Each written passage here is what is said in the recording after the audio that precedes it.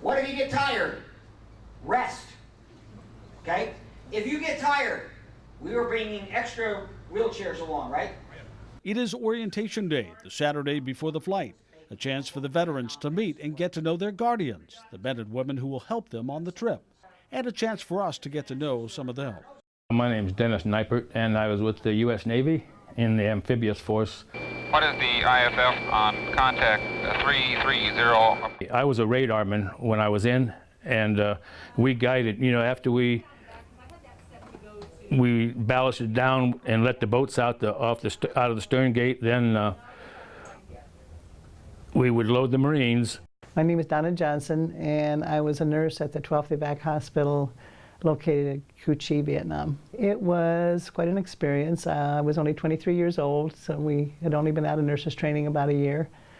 And I worked the emergency room there, so we got the casualties directly off of the helicopters to take care of, gave them emergency care and sent them on into the surgery or intensive care or wherever they needed to go. Sometimes we would get 50, 60 patients in at the same time, soldiers in at the same time, and you had to triage them, which is not an easy task.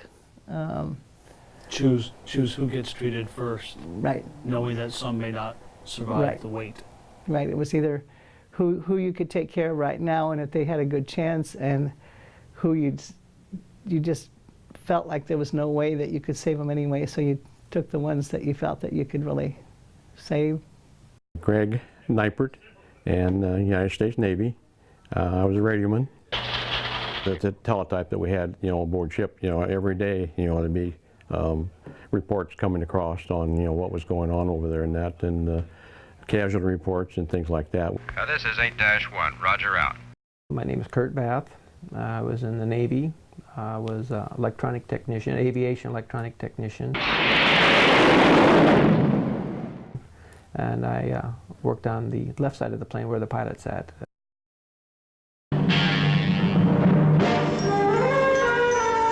Anti-war demonstrators protest U.S. involvement in the Vietnam War in mass marches, rallies, and demonstrations. As we were sailing out the harbor, there was the protesters lining the side there, and some of them actually tried to row a canoe in front of a 95,000-ton aircraft carrier and stop it, and I mean the Coast Guard immediately flipped them over and pulled them out, so we kind of thought that was funny. But it was when you came back and you're traveling, they had lifted the requirements to fly in uniform, so a lot of times they really didn't know, who you were. I mean, we all tried to grow our hair as blend in as much as possible, Although mostly peaceful, shouted confrontations were frequent and fiery during the course of the march.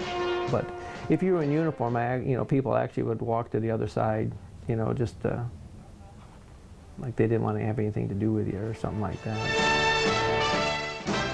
Police arrested 5 persons as disorderly. That was very inconsiderate. Spent how many years, over 10 years, doing this, and they don't like us for it, Well, it wasn't our fault, We didn't create this. What do you expect when you come home this time? I can't wait. I just can't wait. This will really be, I would love it. To be recognized, finally. Individually. That's what I like best about it. I've got friends, said they're going to see me there. They're coming to see me come home, so. Yeah. What's that mean to you? It means a lot. I'm looking forward to bonding with some of the other Vietnam veterans, and I'm sure there's a lot of names on that wall that I took care of.